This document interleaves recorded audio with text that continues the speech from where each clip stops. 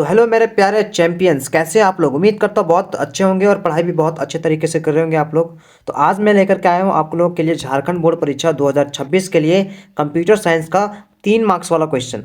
जो 3 मार्क्स में हम लोगों को बहुत बार बार पूछे जाते हैं, वो रिपीटेड क्वेश्चंस रहते हैं। वो कहाँ से आएंगे, कैसे आएंगे, वो मतलब क्या बोल सकते हैं कि कैसे हम लोग बना सकते हैं, उसके उससे रिलेटेड मैं 3 मार्क्स में जो लगभग पूछे जाते हैं झारखंड बोर्ड परीक्षा में, उसके लिए मैं लेकर के आया हूँ। तो बिना किसी टाइम को वेस्ट किए हुए, क्योंकि टाइम बहुत ही प्रीशियस है हम लोग के लिए, बहुत ही कीमती है। तो आज हम लोग जैसे चैप्टर वाइज हम लोग पढ़ते तो बहुत दिक्कत होती है ना, इसलिए मैंने फुल यूनिट का जो रिपीटेड क्वेश्चन जो पीवाईक्यू में और क्या प्रीवियस ईयर क्वेश्चन में और एग्जाम में जो पूछे जाते हैं लगभग क्वेश्चन को मैंने क्या किया, उसको एक जगह करके और मैंने धीरे धीरे मतलब एक तरह का सीरियली ढंग से शुरुआत की आप लोग को बताने के लिए, ठीक है। ताकि आप लोग एग्जाम में बहुत अच्छे तरीके से पासिंग मार्क्स 70/70 ला सको और बहुत अच्छे तरीके से पढ़ाई कर सको। और आगे अगर ये नॉलेज हम लोग के पास रहेगा तो आगे हमें बहुत काम देगा, है ना। तो चलिए स्टार्ट करते हैं 3 मार्क्स वाले क्वेश्चन को, एक एक करके हम लोग समझेंगे। लेकिन पूरा फुल यूनिट 1 का ही मैं ये क्वेश्चन जो है वो क्या कर रहा हूँ आप लोगों को बताते जाना। तो ये फर्स्ट वीडियो हो जाएगा और सेकंड वीडियो जो है वो आएगा पाँच जो है वो क्वेश्चन जब कंप्लीट हो जाएंगे उसके बाद, ठीक है। तो आज हम लोग 5 ही क्वेश्चन को क्लियर करेंगे और ये कुल मिला के 20 क्वेश्चन में छाट के निकाला हूँ इसका फुल यूनिट 1 का, ठीक है। तो चलिए स्टार्ट करते हैं। और मैं थोड़ा सा फास्ट बोल रहा हूँ, इसके लिए सॉरी। थोड़ा सा क्या बोल सकते हैं, आदत ही ऐसा हो गया है ना।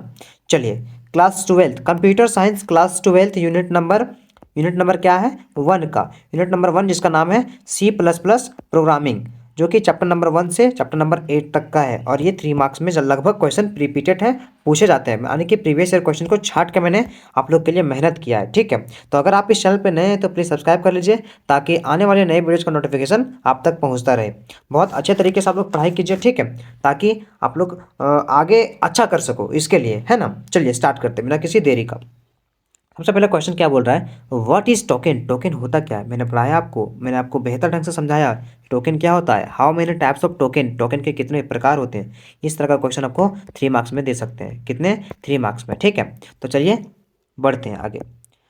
क्या है इसका आंसर, कैसे लिखेंगे, the smallest individual unit in a program is known as token. क्या, स्मॉलेस्ट इंडिविजुअल यूनिट मतलब जिसका हम लोग और टुकड़ा नहीं कर सकते हैं, उस यूनिट का किस में, प्रोग्राम में। प्रोग्राम में एक ऐसा छोटा इकाई बोल सकते हैं जिसका हम लोग तोड़फोड़ नहीं कर सकते, उससे ज़्यादा तोड़फोड़ नहीं कर सकते, उसे हम लोग टोकन के नाम से जानते हैं। समझ में आया। It is also known as lexical unit, इसे लेक्सिकल यूनिट के नाम से जानते हैं। इस तरह का लिखिएगा ना तो कोई तरह का आपको दिक्कत नहीं होगा और 3 में 3 मार्क्स पक्का आपको देगा टीचर, ठीक है। इसके कितने प्रकार होते हैं, there are 5 types of token. Token के 5 प्रकार होते हैं, कौन कौन से, keyword, identifier, literals, punctuator, operators. ये 5 जो हैं वो VBI हैं, इससे रिलेटेड आपको क्वेश्चन पूछा जाता है, ठीक है। तो चलिए आगे बढ़ते हैं सर।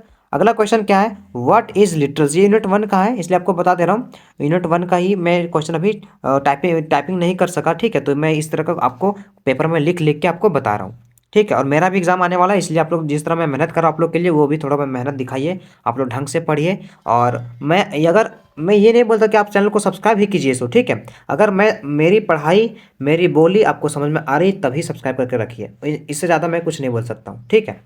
चलिए, तो आप लोग भी सपोर्ट, जिस तरह मैं मेहनत कर रहा हूँ आप लोग भी थोड़ा मेहनत दिखाइए। देखिए, व्हाट इज लिटरल्स, लिटरल्स क्या है। How many types of literals, literals के कितने प्रकार होते हैं। Literals offer that it never change the value. क्या बोल रहा है, literals offer that it never change the value, value को कभी चेंज नहीं करता है जब प्रोग्राम रन करता है। तो देखिए, मान लीजिए एक घर बन रहा है, ठीक है।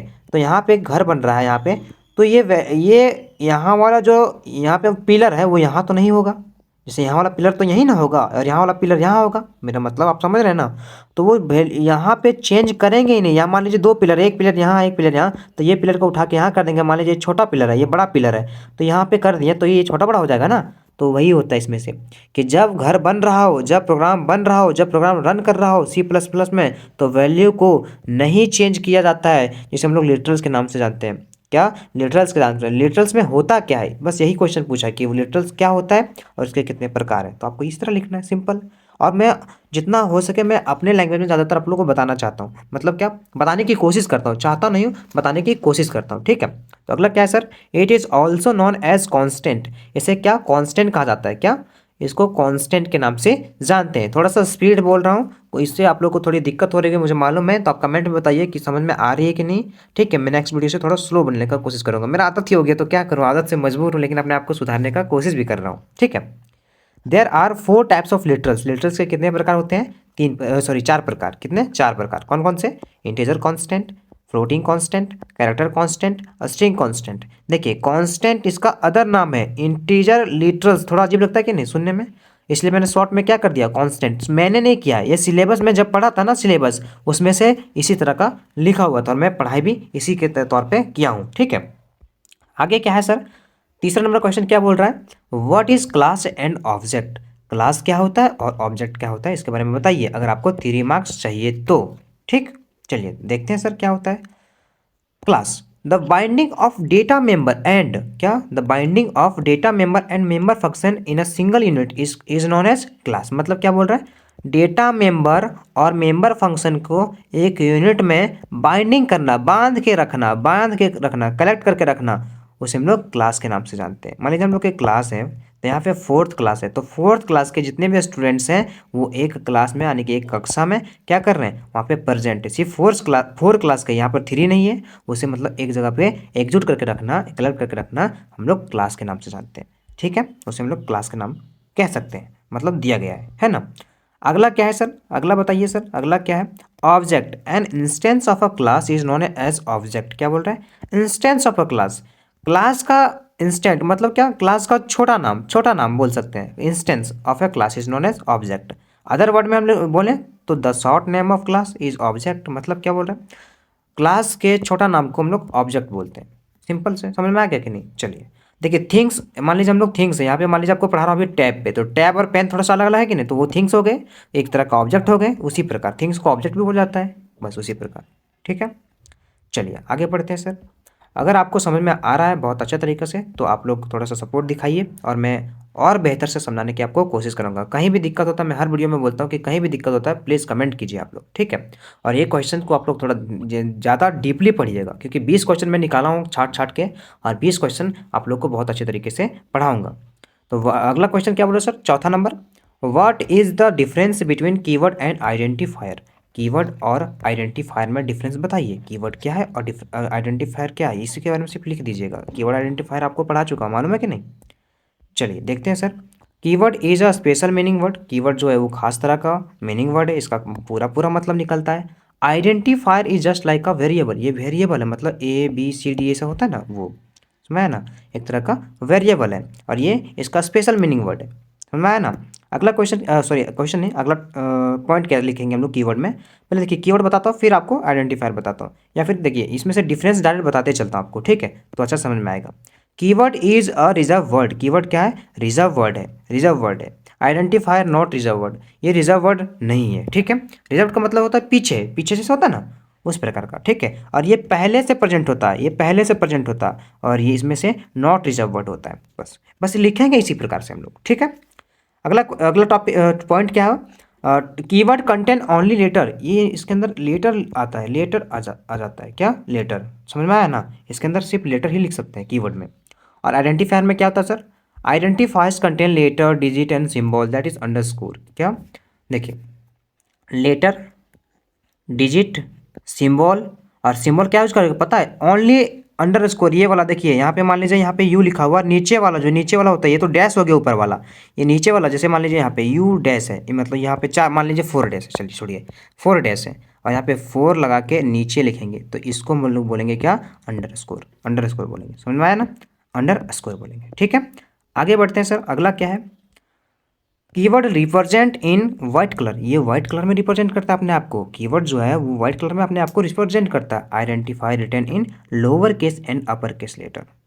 क्या? ये व्हाइट कलर में करता है, लेकिन ये व्हाइट कलर में नहीं करता। इस तरह भी पॉइंट बना के लिख सकते हैं। एक पॉइंट मैंने यहाँ से डिसमिस कर दिया, क्योंकि ये देखिए व्हाइट कलर थोड़ा सा अजीब लगता है देखने में, इसीलिए। ठीक है, तो आइडेंटिफायर क्या है? Identify written in lower case and upper case letter. क्या होता है? ये छोटा एबीसीडी और बड़ा एबीसीडी में लिखा होता है।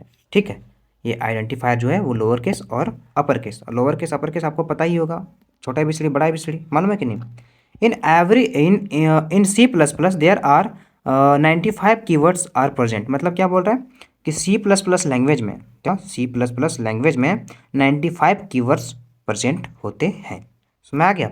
चलिए, अगर आपको समझ में आ गया, अगर इस तरह का आप क्वेश्चन लिख लेंगे ना तो आपको क्या टिक करके आपको 3 मार्क्स इसमें से मिल जाएंगे। ठीक है, चलिए आगे बढ़ते हैं।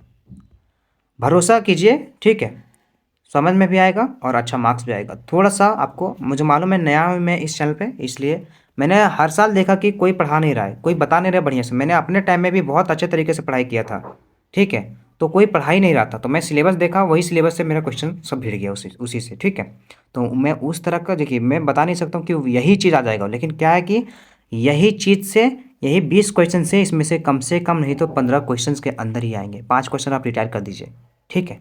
तो 20 क्वेश्चन आप लोग को, जैसे बोलता है PYQ बता रहे हैं, अदर टीचर क्या बोलेंगे, PYQ बता रहे हैं, प्रीवियस ईयर क्वेश्चन बार बार रिपीट किया हुआ है, वो सभी क्वेश्चन बता देते हैं। और मेरा क्या होता है कि मैंने 2000 आपको बताया था कि 2025 5 साल, मतलब 5 साल का पिछले बताया था कि नहीं, PYQ देता हूँ मैं 5 साल 7 साल का। तो क्या कि 5-7 साल में जो क्वेश्चन रिपीट किए हुए हैं, क्या रिपीट किए हुए हैं, उस क्वेश्चन को मैं यहाँ पे इंपॉर्टेंट करके मैं बताता हूँ आप लोगों को, ठीक है। उस क्वेश्चन को मैं थोड़ा सा मेहनती हूँ, ठीक है। आप लोग भी आपके तरह मैं मेहनत करना चाहता हूँ। आप लोग, हम, मुझे मालूम है आप मुझसे बहुत अच्छे तरीके से आप लोग मेहनत कर रहे होंगे। अभी मेरा एग्जाम भी आ रहा है, आप लोग को भी पढ़ाने की कोशिश कर रहा हूँ, कितना अच्छा बात है ना। चलिए, व्हाट इज़ फंक्शन, फंक्शन क्या होता है, 5वां और आखिरी question. What is function, function क्या होता है और इसके कितने प्रकार होते हैं, वो इसके बारे में पूछा गया। तो the name unit of group of program that can be call anywhere, मतलब क्या, प्रोग्राम बनाते समय क्या एक नाम यूनिट, कोई खास खास नाम होता है कि नहीं, कोई खास नाम। और ऑफ ग्रुप, ग्रुप देखिए, मान लीजिए यहाँ पे हैज इंक्लूड लिखे हैं, has include I stream dot हम लोग लिखते हैं कि नहीं प्रोग्राम बनाने में।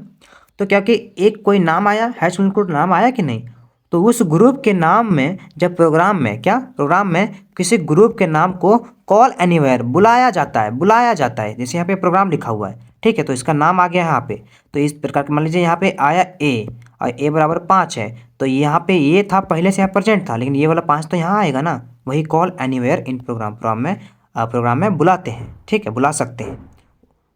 Using name is known as function, मतलब क्या, देखिए फंक्शन के अंदर, देखिए यहाँ पे मेन फंक्शन आपको मालूम है, तो फंक्शन के अंदर हम प्रोग्राम में यहाँ पे बुला रहे हैं कि नहीं किसी को, इंट, फ्लोट, केयर, वॉइड, कोई भी डेटा को बुला रहे हैं कि नहीं। तो उसी पर मैं बोलना क्या चाह रहा हूँ आपको समझ में आ रहा होगा, मुझे थोड़ा लगता है कि नहीं समझ रहे, मुझे ऐसा लगता है ना, इसलिए मैं थोड़ा सा अच्छा तरीके से पढ़ाता हूँ। बाय यूजिंग, यहाँ पे US होगा, यहाँ पे एन लिखा गया, कोई दिक्कत नहीं। Using name is known as function, ठीक है। The symbol of function is parenthesis, देखिए ये वाला, इसको हम लोग क्या बोलते हैं, पैरेंथेसिस, इसको फंक्शन बोलते हैं। और ये अगर मैथमेटिकल में बोलें तो पैरेंथेसिस के नाम से जाना जाता है, ठीक है। अगला क्या है, इसी का पार्ट पूछा है, इसमें से क्या पूछा, how many types of function, तो there are 2 types of function, built in function और यूजर डिफाइंड फंक्शन। क्या, बिल्ट इन फंक्शन और यूजर डिफाइंड फंक्शन, समझ में आ गया। और यही हम लोगों का हो जाता है द इंड। क्या ये फर्स्ट लेक्चर है, द इंड अभी नहीं बोल सकते हैं, इस लेक्चर का द इंड हो गया, ठीक है। और मैं आप लोगों से एक छोटी सी रिक्वेस्ट करता हूँ, अगर आप लोग इस चैनल पे नए हैं तो प्लीज़ सब्सक्राइब कर लीजिए, ताकि आने वाले नए वीडियोज़ का नोटिफिकेशन आप तक पहुँचता रहे और बेहतर से बेहतर तैयारी कर सको आप, ठीक है। और मुझे यही सरस्वती माता से यही कामना करता हूँ कि जितने भी स्टूडेंट तैयारी करते हैं बहुत अच्छे तरीके से पढ़ें, और एक नई उम्मीद अपने गार्जियन को दें कि आप लोगों ने जो पैसा इन्वेस्ट किया मेरे ऊपर, उम्र खर्च की मेरे मेहनत के लिए, मैं उसका कर्ज चुका सकूँ, है ना। चलिए, और इसके साथ मैं अभी क्लास को यहीं ऑफ करता हूँ, और बने रहिए नए वीडियो तक। फिर मिलते हैं एक नए वीडियो, धमाकेदार वीडियो में, क्या धमाकेदार वीडियो में पढ़ेंगे एक बेहतर ढंग से। जय हिंद, पढ़ते रहिए, मेहनत करते रहिए।